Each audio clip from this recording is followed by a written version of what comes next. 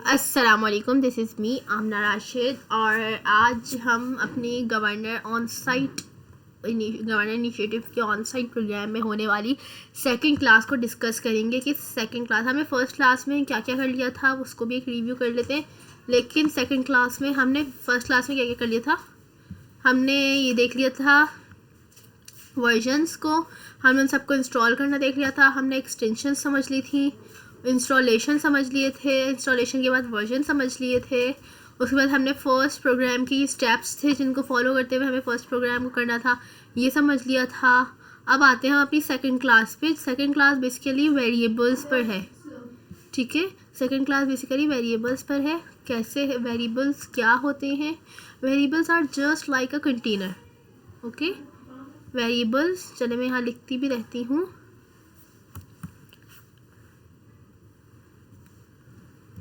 Variables variables are just like containers. Variables बिल्कुल container की तरह होते हैं, ठीक है। आर जस्ट, अगर प्रैक्टिकल एग्जांपल देखी जाए इसकी, are just like containers in our kitchen. आप कह सकते हैं किचन में कंटेनर होते हैं, बहुत सारे जार्स होते हैं किचन, लाइक पार्टीशंस। आप कह सकते हैं partitions of our jewellery box, ये सब ना इसकी, और कपबोर्ड, ये सारी इसकी आप कह सकते हैं इसकी प्रैक्टिकल एग्जांपल्स है। अगर आप इसकी टेक्निकल आप देखने जाएं इसकी डेफिनेशन को, तो आप वो भी कंटेनर ही होते हैं। ये कहाँ चला गया, हाँ, वेरिएबल्स भी कंटेनर ही होते हैं, लेकिन ये होते हैं, they are use to store data और वैल्यू इन मेमोरी। सही है, ये मेमोरी में स्टोर कराने के लिए यूज़ होते हैं, ठीक है।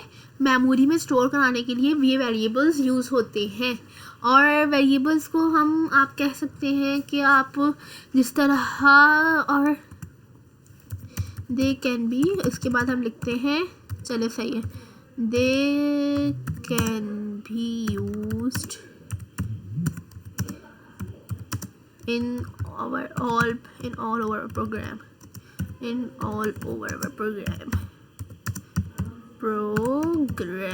सही है। देखें, ये है, सही है, ये है इसके अंदर। आप कह सकते हैं ये वो वेरिएबल्स हैं जिसमें ये वो वेरिएबल्स हैं।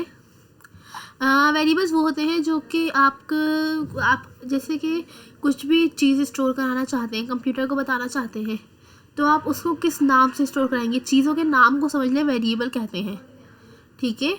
चीज़ों के नाम को समझ लें, वेरिएबल कहते हैं। जैसे कि हम ज्वेलरी बॉक्स की मिसाल लेते हैं, अगर सही है, जस्ट हम सबके पास ज्वेलरी बॉक्स होगा, अगर है, अगर गर्ल्स हैं, अगर बॉयज़ का आप कह सकते हैं कपबोर्ड है, अब उनके लिए कह सकते हैं। चलिए कपबोर्ड की जनरल एग्जांपल ले लेते हैं, प्रैक्टिकल एग्जांपल्स कपबोर्ड की ले लेते हैं। उसमें आपके बहुत सारे होते हैं मैं आपको एग्जांपल्स भी वो दे रही हूँ जो आपने बहुत बार सुनी होंगी, यानी आप उसको सही से आपको उससे समझ आ सके, ठीक है। आई होप कि आपको कपबोर्ड की एग्जांपल से समझ आ सकेगा।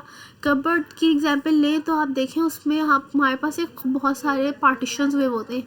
ये इसका पार्टीशन, ये ऐसे सूट्स का, ये अलग सूट्स का, ये अलग टाइप के सूट्स का, ये ज्वेलरी और जो भी हमारे क्लचर्स वगैरह होते हैं उसका। और अगर आपको कुछ और रखना है, फॉर एग्ज़ाम्पल हम डॉक्यूमेंट्स वगैरह भी रखते हैं, कुछ चीज़ें हम उसमें अपने लॉकर्स में या फिर किसी चीज़ में स्टोर करते हैं, तो इस तरह भी करते हैं। और या फिर हम कह सकते हैं कि उसके अंदर, और जैसे कि शूज़ का पार्टीशन, अलग अलग किस्म के पार्टीशंस होते हैं ना, सबकी अपनी अपनी सेटिंग्स होती हैं, सबसे अपनी अपनी सेटिंग से रखते हैं अपने अपने हिसाब से। तो वो जो पार्टीशंस होते हैं ना, समझ लें वो वेरिएबल्स हैं, हम उसका नाम रख देते हैं ना, एक भाई ये नए सूटों का ये नए सूटों का पार्ट है, यानी यहाँ पे इस कबर्ड के इस हिस्से में सारे इस पार्ट में सारे नए सूट रखे हुए जो हम शादी वगैरह पे किसी इवेंट पे पहनते हैं, सही है, यानी कैजुअल, ठीक है। तो इसलिए, और अगर आप कह सकते हैं कि उसके बाद आप अगला कह लें ये शूज़ का है, ये इसमें मेरी सारी पर्सनल डॉक्यूमेंट्स वगैरह स्टोर हैं। ये हमारे पास सारे, ये हमारे घर में जो पहनते हैं हम अपने हम जो अपने रफ़ सूट्स होते हैं हम लोग के, उसका है, जो कि हम अमूमन रोज़ाना जो रोज़मर्रा के सूट्स होते हैं उनका है। ये हम कह सकते हैं ये शूज़ का है। तो हम नाम दे रहे हैं ना भाई, ये पार्टीशन शूज़ का पार्टीशन है, हम नाम दे रहे हैं ना उसको कि ये पार्टीशन शूज़ का पार्टीशन है। तो बस वो शूज़ समझ लें उसके हो गए। फॉर एग्ज़ाम्पल अगर मैं शूज़ बनाऊँ तो एक वेरिएबल बनाऊँ तो शूज़ इज़ इक्वल्स टू, इसके हो गए भाई मेरे पास है एक ऑफिस शूज़ है, या फिर वो कहते हैं, मुझे तो नहीं पता, खैर कहते हैं, मैं कंपनी लिख देती हूँ, एक बाटा का शूज़ है मेरे पास, सही है। एक स्टाइल, एक भाई अगर स्कूल या कॉलेज कोई घर में कोई है तो वो बाटा के लेगा, ज़्यादातर बाटा के सबके पास होते हैं। अब अगर कोई है तो किसी के पास कोई पंप या फिर कोई इस तरह की कोई चप्पल है तो वो स्टाइलो की है। तो इस तरह से हम बता देते ना, ये सब उसके अंदर ये जो है, अगर मैं करूँ 1 मिनट, इसको हम ऊपर ही ले जाते ना, सही है। तो ये देखें शूज़ समझ लें, ये शूज़ का कॉलम है, ये खाना है शूज़ का, और इसके अंदर ये भी स्टोर है, उसके अंदर ये भी स्टोर है। इस तरह अगर मैं लेके जाऊँ तो मेरे पास और भी ब्रांड्स होती हैं, जैसे कि फॉर एग्जांपल, और कौन सी ब्रांड्स होती हैं, बाटा का एक और शूज़ रख लेते हैं, बाटा की सब, फॉर एग्जांपल सैंडल है मेरे पास, सही है, सैंडल। फॉर एग्जांपल मेरे पास एक वो है कोट शूज़ का पेयर है मेरे पास, अलग अलग होते हैं ना। तो इस तरह मैं इसको बताती हूँ। तो मेरे पास भाई उसके अंदर ये भी है, ये भी है, ये भी है, ये सब किस में है, एक खाने में है ना, शूज़ के खाने में। तो ये खाना कहलाया वेरिएबल नेम। अगर मैं फॉर एग्जांपल सिर्फ एक बाटा ले लेते हैं अब हम, सही है, ये हमारा खाना कहलाया वेरिएबल नेम शूज़ का।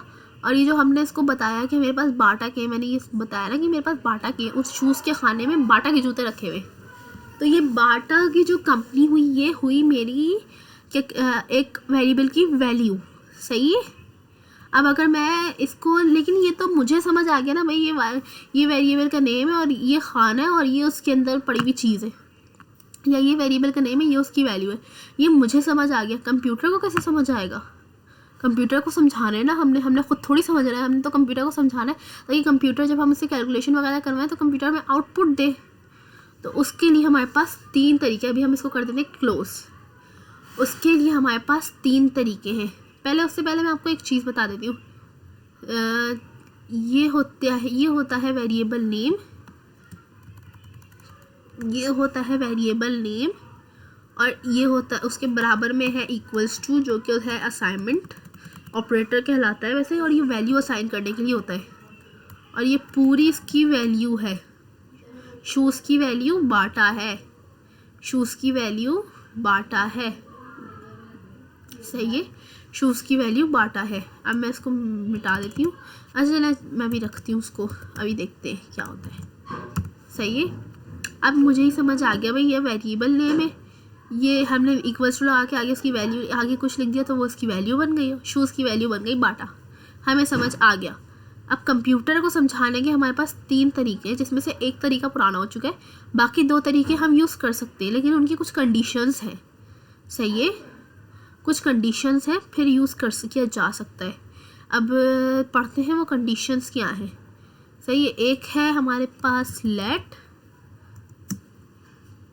सही है, इसी को मैं 3 मरतबा कर लेती हूँ, चले।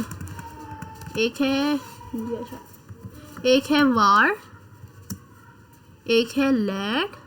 अब भी इसको आप छोड़ दें, ये एरर क्यों आ रहा है, कैसे आ रहा है, ये मैं बाद में बताऊंगी आपको। अब भी आप सिर्फ इस सब को इग्नोर करके खाली ये पढ़ें, ये है। एक होता है हमारे पास वार, एक होता है लेट, मैं थोड़ा सा आगे कर दूँ, ये ना वार है। हाँ, एक होता है वार, एक होता है लेट और एक होता है कॉन्स्ट। ये 3 तरीके हैं इसको बताने के, कंप्यूटर को बताने के कि ये एक वेरिएबल है, यानी ये एक खाना है और उसके आगे जो भी इक्वल्स, उसके आगे इक्वल्स टू है, उसके बाद जो भी चीज़ें लिखी होंगी उसकी वैल्यू होगी। सही है। तो अब हमारा जो है, हम देखें जो वार है ना, देखें ये तो छोड़ दें, आप एरर क्या आ रहा है। देखिए जो वार है ना, ये हमारा हो चुका है पुराना। मैंने बताया था ना कि हमारे पास टोटल 3 तरीके हैं, जिसमें से एक हम अभी 2 हम यूज़ करते हैं और एक पुराना हो चुका है। तो ये जो पहला वाला तरीका है ना वार, ये हो चुका है हमारा पुराना, आउटडेटेड। सही है, ये हमारा यूज़ नहीं होता। ये भी मैं बताऊंगी अभी क्यों आउटडेटेड हुआ है, लेकिन ये फ़िलहाल आउटडेटेड हो चुका है, ये अब यूज़ नहीं होता। अब यूज़ होते हैं लेट और कॉन्स्ट। सही है। अब आपको ये 3 तो पता चल गए ना। अब मैं इसको मिटा के ना अब दोबारा से शुरू करती हूँ। सही,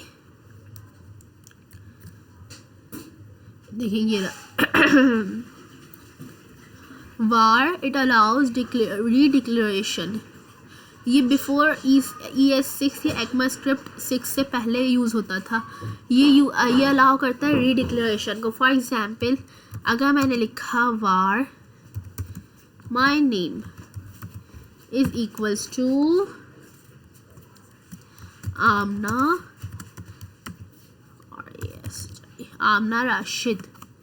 ठीक है, ये मैंने लिखा वार माई नेम आमना राशिद। सही, ही मैंने अपना नेम लिख दिया यहाँ पे। उसके बाद मैंने लिखा वार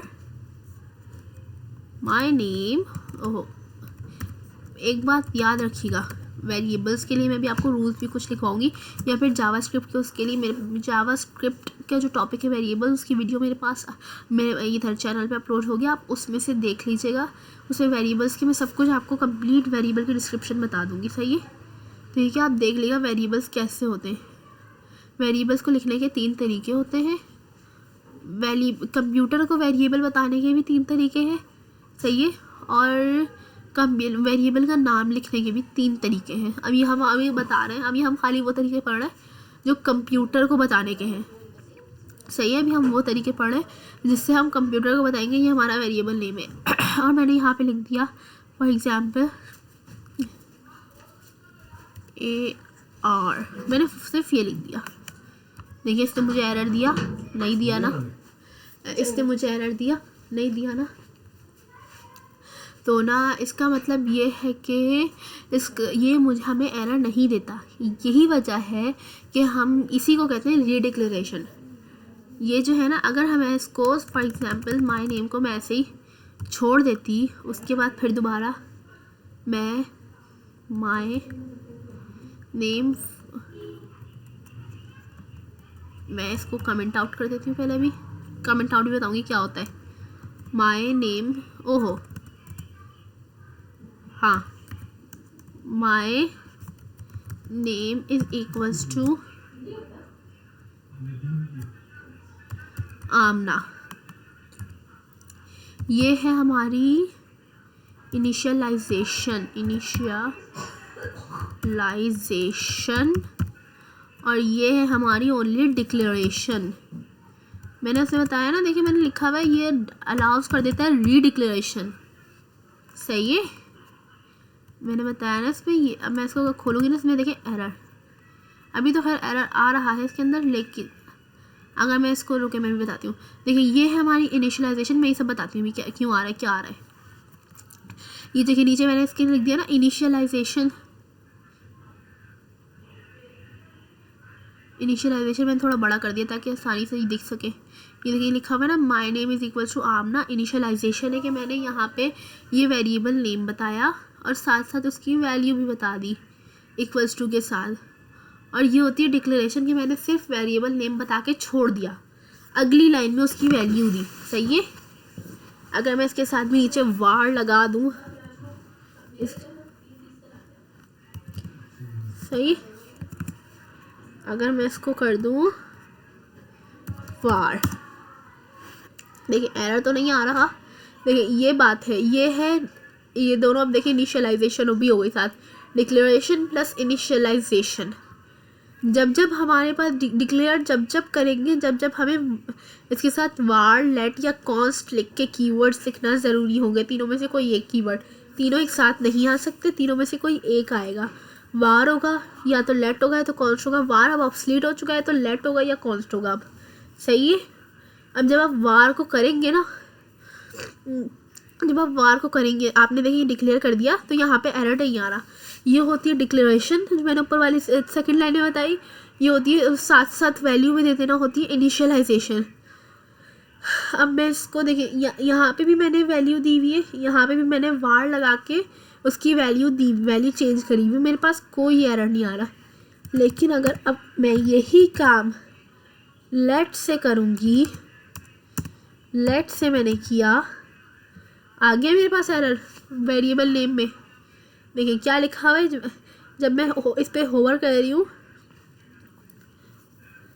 can not redeclare block scoped variable my name, यानी कैन नॉट रीडिक्लेयर, बस खाली हो जाए। ब्लॉक स्कोप वेरिएबल हम बाद में पढ़ेंगे, अभी पहले आप देखिए कैन नॉट रीडिक्लेयर, इसने साफ मुझे बता दिया आप रीडिक्लेयर कर ही नहीं सकते। ठीक है, इसने मुझे साफ बता दिया आप रीडिक्लेयर नहीं कर सकते। यहाँ पे करूँगी, यहाँ पे भी सेम एरर आया, कैन नॉट रीडिक्लेयर, आप नहीं डिक्लेयर कर सकते। तो वजह यही है जो मैंने बताया कि वार में हमारे पास ऐसा कोई एरर नहीं था। वजह क्या थी, वो रीडिक्लेरेशन अलाउ करता है, मैंने यही तो लिखा है यहाँ पे। यहाँ पे देखें वार, देखें इट अलाउज रीडिक्लेरेशन, और यहाँ पे देखें इट डज नॉट अलाउ रीडिक्लेरेशन, ये रीडिक्लेरेशन अलाउ नहीं करता। वजह यही है जिसकी वजह से वार अब जा चुका है, लेट आया है, इसकी वजह से बहुत मसला होता था। लेकिन ये कि जब लेट, अब लेट जो है हमें एरर बता देता है, तो इसलिए हम रिपीटिशन से हम बच जाते हैं, और उसके बाद फिर जब आउटपुट में हमारे पास एरर आता था हम उससे बच जाते हैं। अब आ गया कॉन्स्ट। कॉन्स्ट का मामला क्या है देखते हैं। अब हम लेट में भी ये कर सकते हैं। फॉर एग्जाम्पल अगर मैं इसको बंद कर दूँ, सही है, ये चले इसको खोल देती हूँ, उसको ही खोल देती हूँ, लेट,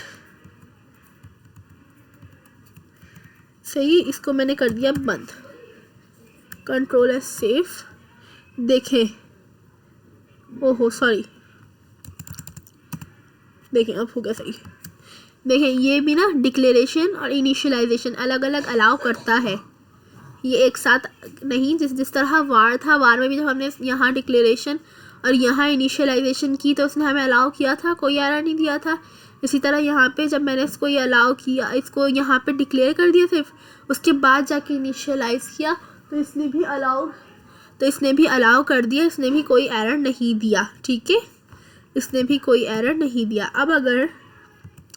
अब आती कॉन्स्ट की बारी। हमें लेट समझ आ गया, लेट क्या करता है, अलाउ करता है रीडिक्लेरेशन को, सही है, और डिक्लेरेशन और इनिशियलाइजेशन अलग अलग लाइंस में भी अलाउ करता है। वार की बारी आई तो वार क्या करता है, वार भी रीडिक्लेरेशन अलाउ करता है, प्लस अलग अलग लाइंस में हमारी वेरिएबल डिक्लेरेशन और इनिशियलाइजेशन को अलाउ करता है, सही है। लेकिन जब आई कॉन्स्ट की बारी,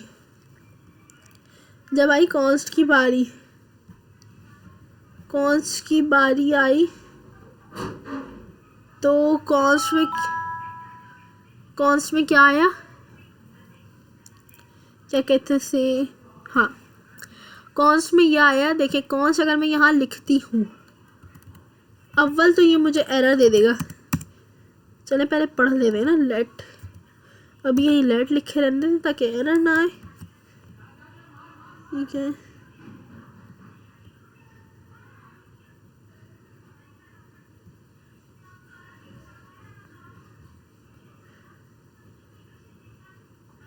चले कॉन्स्ट क्या कहता है, it does not allow redeclaration but it also does not allow only declaration. ये रीडिक्लेरेशन तो अलाउ नहीं करता,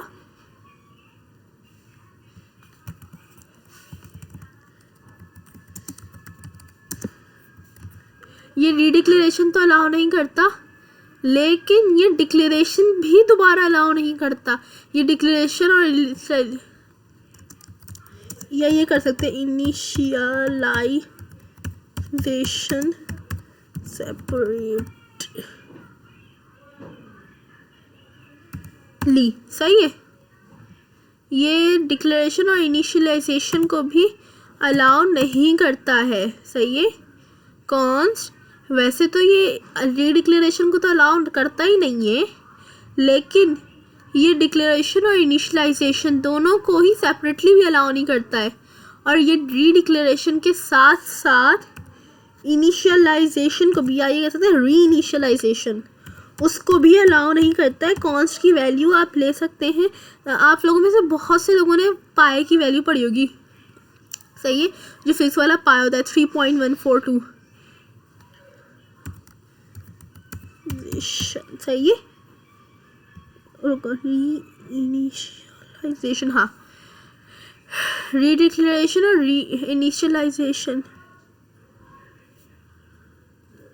रीडिक्लेरेशन और री इनिशियलाइजेशन इन दोनों को भी अलाउ नहीं करता है। और इसको डिक्लेरेशन और इनिशियलाइजेशन को अलग अलग भी अलाउ नहीं करता है। देखते कैसे। देखिए ये इस तरह है कि लेट में मैंने इस तरह नेम दिया कि पहले मैंने सिर्फ वेरिएबल डिक्लेयर कर दिया, फिर उसको वैल्यू दी, तो इससे मुझे कोई एरर नहीं दिया। लेकिन अब मैं यही काम कॉन्स्ट के साथ करती हूँ।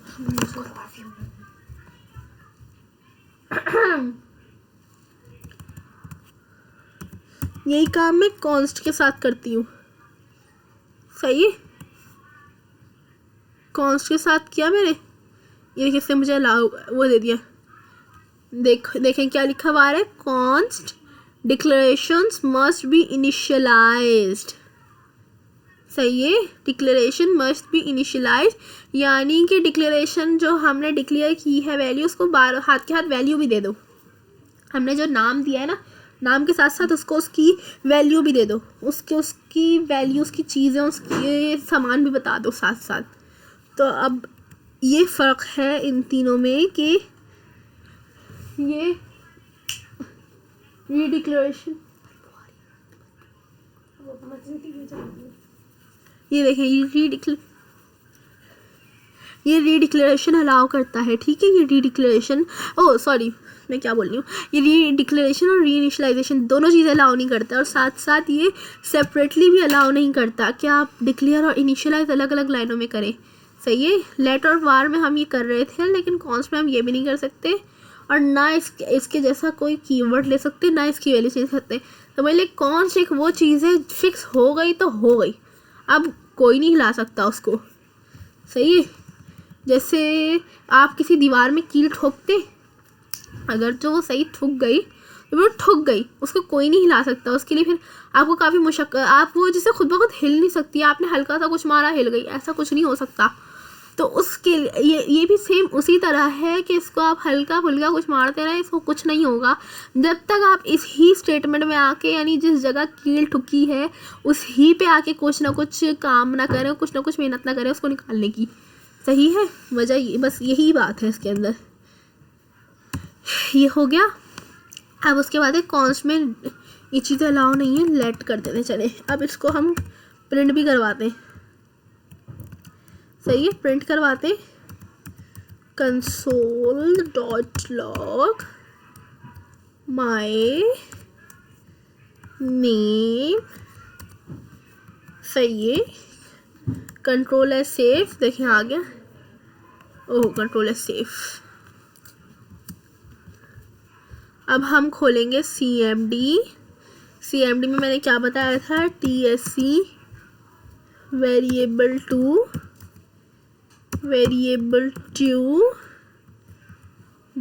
.ts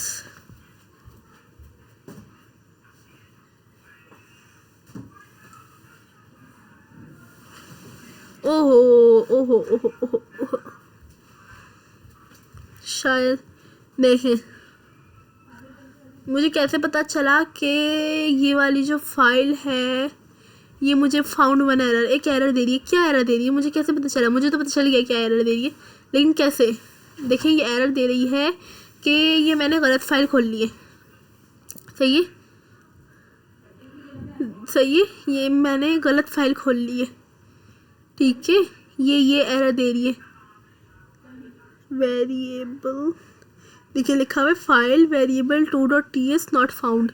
इसने फाइल ही फाउंड नहीं की है, इसमें या तो मैंने गलत ही कुछ की है। अच्छा वेरिएबल्स 2, देखा वेरिएबल 2 लिख दिया था मैंने यहाँ पे वेरिएबल्स 2 था। तो इस तरह से पढ़ के भी गलती फाइंड आउट कर लिया करें, तो ना आपको आसानी होगी, आपका काम डिले नहीं होगा इस तरह। वेरिएबल्स 2.ts, अब देखें,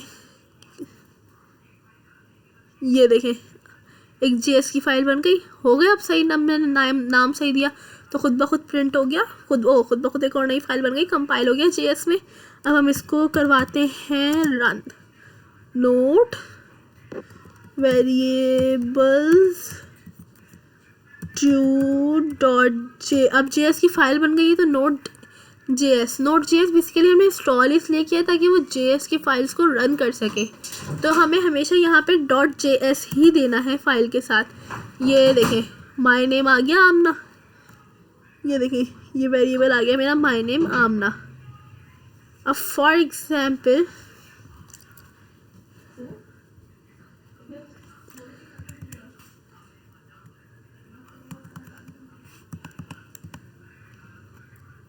देखें, चले मैं इसको लेट लिख के ना इसको बंद कर देती हूँ, सही है। लेट लिख के मैंने इसको बंद करा, लेकिन अब मैं यहाँ पे भी एक प्रिंट करवाती हूँ। अब देखिए इसने ना कोड, एक बात याद रखिएगा, कोड जो रन करता है ना वो टॉप टू बॉटम रन करता है। जब वो ट्रांसलेट कर रहा होता है वो टॉप से शुरू होता है बॉटम पे ख़त्म होता है। तभी हम ना जावास्क्रिप्ट की फाइल जब HTML में लिंक करते हैं तो हम बॉटम में लिंक करते हैं, क्योंकि इसमें बहुत हैवी कोडिंग होती है, ठीक है। वरना फिर हमारा कंप्यूटर हैंग हो जाता है, कभी कोई मसला हो जाता है, अगर कोई गलती आ गई तो इस चक्कर में हमारा HTML और CSS भी नहीं हो पाता सही से। माय नेम, सही है। अब बताएं इस console.log में, आप लोग खुद बताएं ये माय नेम में अब क्या आएगा। इसकी वैल्यू तो मैंने अपडेट कर दी ना, चेंज कर दी, माय नेम आमना कर दी, तो अब क्या आएगा। अब देखते हैं, Ctrl+S सेव, हम दोबारा कंपाइल कराएंगे इसको, TSC वेरिएबल्स 2.ts हो गई। जब मुझे इस तरह से ये वाला कमांड लेके और फिर वापस से लाइन रिटर्न कर देना तो इसका मतलब है मेरा कमांड चल गया है, कुछ एरर नहीं है, कुछ मसला नहीं है। ओ सॉरी, नोट वेरिएबल्स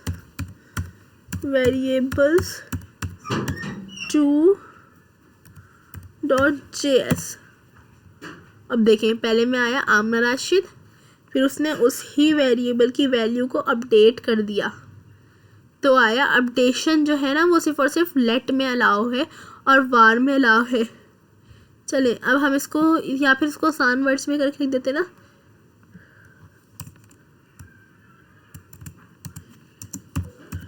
अपडेशन इन वैल्यू, ये लिख सकते हैं हम, अपडेशन इन वैल्यू, सही है।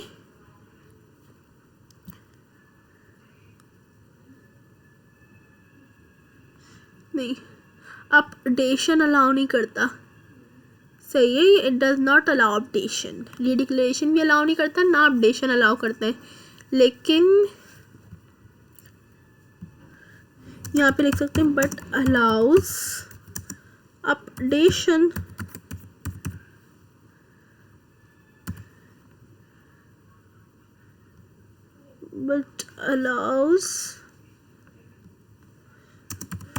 but allows अपडेशन, ठीक है, ये अलाउ करता है अपडेशन। अब उसके बाद आया हमारा, ये हो गया, इसने अपडेट करके फिर हमें ये वाला आउटपुट ला के दिया। अब ये वाली वैल्यू नहीं रही इसकी ये वाली आमना बन गई वैल्यू, सिर्फ इसकी, पहले आमना राशिद थी अब आमना बन गई, सही है, ठीक है, ये बन गई वैल्यू हमारी। इसके बाद हमारे पास आया लेट हो गया, वार हो गया, कॉन्स्ट हो गया, सही है। अब आई तीसरी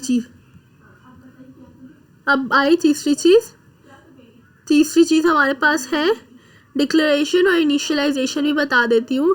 डिक्लेरेशन पहले खैर बता तो दिया था, यानी डिक्लेरेशन सिर्फ वेरिएबल लिख के छोड़ देना कीवर्ड के साथ, इनिशियलाइजेशन यानी उसको वैल्यू भी कर देना, वैल्यू भी दे देना, सही है। अब उसके बाद जो है ना वो आएगा आपके पास वेरिएबल्स हो गए आपके। अब हमारे पास आते हैं मेथड्स ऑफ टाइपिंग, समझ आई, मेथड्स ऑफ टाइपिंग, सही है। मेथड्स ऑफ टाइपिंग में क्या होता है, मेथड्स ऑफ टाइपिंग में आप कह सकते हैं होता है, क्या कहते हैं उससे, आप कह लें मेथड्स ऑफ टाइपिंग। एंटर करेंगे,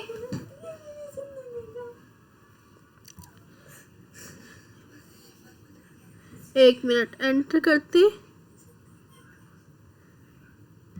अब आता है हमारे पास 20 कह रही हूँ। मेथड्स ऑफ टाइपिंग में आएगा हमारे पास सबसे पहला है, एक आता है रेफरेंस टाइपिंग, एक आती है हमारे पास रेफरेंस टाइपिंग। बताती हूँ रेफरेंस टाइपिंग क्या होती है, डेटा टाइप भी आज बता देती हूँ मैं आपको। रेफरेंस टाइपिंग क्योंकि हमने डेटा टाइप भी पढ़ी है, ओहो REFE। दूसरी आती है हमारे पास, एक होती है रेफरेंस टाइपिंग और दूसरी होती है हमारे पास स्ट्रॉन्ग टाइपिंग, ठीक है। एक होती है रेफरेंस टाइपिंग, दूसरी स्ट्रॉन्ग टाइपिंग, उसको आप इंटरचेंज कर सकते हैं। टाइपिंग मैंने तो फर्स्ट पे लिख दी, सेकंड पे लिख दी। रेफरेंस टाइपिंग की मैं एग्जांपल दे देती हूँ, EG, और उसके बाद है रेफरेंस टाइपिंग हमारे पास होती है कि आप कह सकते हैं इसमें वो डेटा टाइप खुद डिसाइड करेगा रेफरेंस टाइपिंग में। स्ट्रॉन्ग टाइपिंग में क्या करेगा, स्ट्रॉन्ग टाइपिंग लिखते हैं जैसे कि मैंने लिखा लेट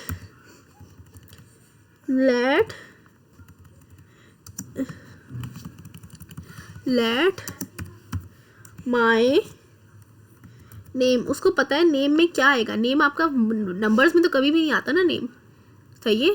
नेम आपका कभी भी नंबर्स में नहीं आता, नेम हमेशा आपका आता है स्ट्रिंग में, आई मीन अल्फ़ाबेट्स में।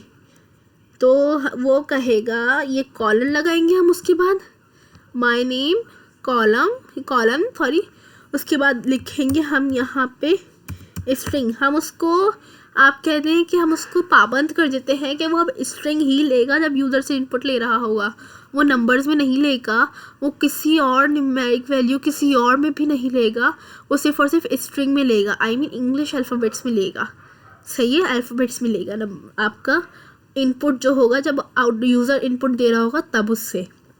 उसके बाद आता है हमारे पास इक्वल्स टू, उसके बाद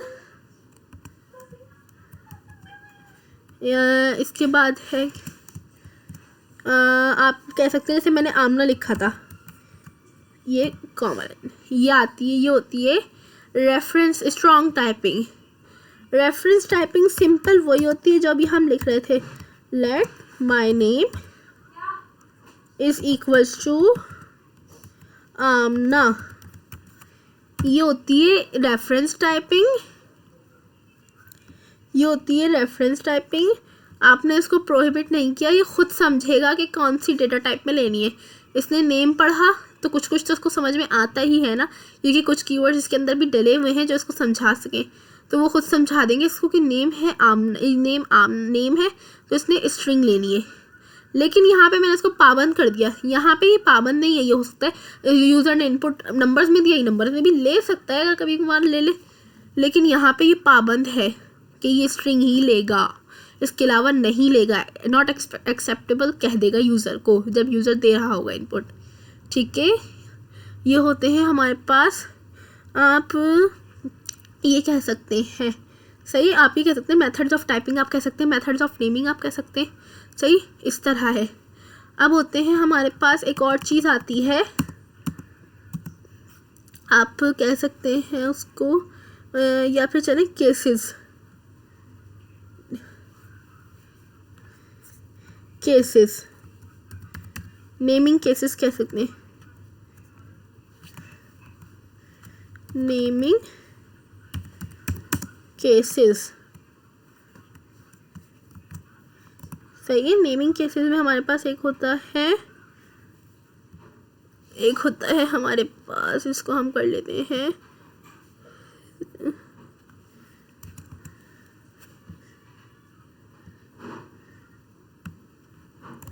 नेमिंग केसेस पे हमारे पास एक होता है कैमल केस, कैमल केस। सही है। दूसरा होता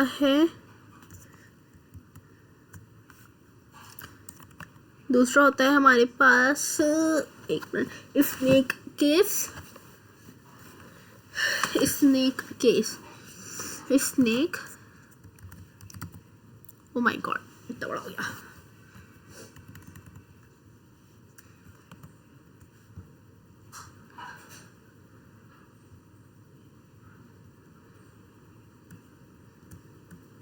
ओहो,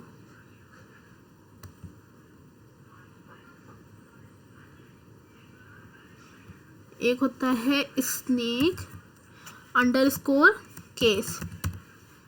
सही है। ये भी बताऊंगी कैसे लिखते भी है, लिखते क्या भी कैसे हैं ये भी मैं बताऊंगी। और तीसरा होता है पास्कल केस, पास्कल केस। आपको इसके नेम से अंदाज़ा हो रहा होगा। एक मिनट, कैमल केस में नहीं, थोड़ी सी गलती हो गई मुझसे। कैमल केस ऐसे होता है। फॉर एग्जाम्पल अगर मैंने माई नेम जैसे मैंने भी लिया था वो मैंने कैमल केस में लिखा था। कैमल केस में फॉर एग्जाम्पल मैंने लिखा माई नेम, माई नेम। सही है। आगे मैंने सरनेम भी अगर लगाना है ना, माई नेम, ये स्टार्ट जो है वो स्मॉल लेटर से होता है, यानी फर्स्ट वर्ड जो इसका होता है वो स्मॉल लेटर से स्टार्ट होता है। फिर जब उसके अंदर सेकंड वर्ड कोई भी जुड़ता है ना वो कैपिटल लेटर में जुड़ता है, उसका first letter capital, first word का फर्स्ट लेटर स्मॉल, उसके अंदर अगर जुड़ता है सेकंड वर्ड तो सेकंड वर्ड का फर्स्ट लेटर कैपिटल, फिर आगे ऑनवर्ड्स कैपिटल ही चलेगा। सही है। जितने वर्ड जुड़ते जाएंगे हर एक का फर्स्ट लेटर कैपिटल होगा, बाकी सब स्मॉल होंगे। फॉर एग्जाम्पल मैंने लगाना है सरनेम तो सरनेम आ गया। सही है। इस तरह होता है माय नेम, सरनेम, अलग अलग जैसे अगर जोड़ते जाएं तो जुड़ता जाएगा। अब आते हैं स्नेक केस पे। स्नेक, अब मैं इसी को जो मैंने लिखा है ना माय नेम सरनेम, इसी को मैं ना आपको उसमें लिख के दिखाती हूँ हर केस में, जितने भी मैंने तीनों लिखे ना यहाँ पे। याद रखिएगा नेमिंग जो हमारे वेरिएबल्स होते हैं ना वो केस सेंसिटिव होते हैं। केस सेंसिटिव का मतलब समझते? केस सेंसिटिव उसे कहते हैं, यानी कि अगर मैंने यहाँ पे भी माय का एम स्मॉल लिखा है, लेकिन जब मैं प्रिंट करवा रही हूँ तो कैपिटल करवा रही हूँ। सही है। जब मैं प्रिंट करवा रही हूँ तो कैपिटल एम से लिखवा रही हूँ, जैसे कैपिटल एम है माय का, तो फिर वो मुझे एरर दे देगा, वो बोलेगा मैं पहचानता ही नहीं इसको, क्योंकि वेरिएबल्स केस सेंसिटिव होते हैं। सही है। वो अगर आपने स्मॉल डिक्लेयर करते वक्त स्मॉल दिया तो आपको उसकी वैल्यू प्रिंट कराते वक्त भी स्मॉल ही रखना है, कैपिटल नहीं करना है। अब आते हैं हम स्नेक केस पे। स्नेक केस है माय नेम सरनेम, ये है। ठीक है। जो हमें लिखना है ना, आई मीन जैसे जो हमें स्नेक केस में लिखना है, सबसे ज़्यादा जो रिकमेंडेड होता है ना वो कैमल केस होता है जावास्क्रिप्ट टाइपस्क्रिप्ट में। आप कैमल केस में लिखें, कैमल के बेस्ट केस है लिखने के लिए। सही है। एक प्रोफेशनल लुक ना कैमल केस से आती है। बाकी सबसे भी आप लिख सकते हैं, मैंने केसेस के नाम बता दिए, लेकिन ये कि प्रोफेशनल लुक कैमल केस से आती है। पास्कल केस क्या होता है? पास्कल केस होता है माय नेम सरनेम। सही है। पास्कल केस ये होता है।